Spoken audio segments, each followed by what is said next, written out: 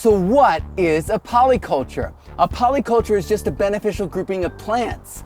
So they work together, they improve soil, they help each other grow, they feed each other.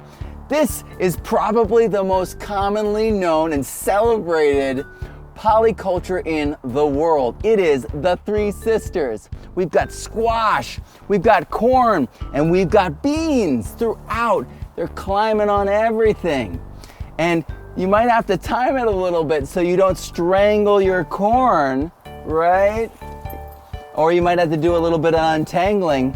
But this polyculture here is absolutely incredible. The squash shades the ground and supposedly keeps raccoons away with its prickly surface and vines. And then the corn provides trellis for the beans, and then the beans fix nitrogen and feed everyone involved. And what's so incredible is this system develops and you harvest from it at the end of the season. So after the corn is dried down, after the beans are dried down, after the squash is all fully ripened, now you can go in and harvest everything and have a huge Thanksgiving feast. And it is because of the polycultural benefit that it's supported so many cultures in North America.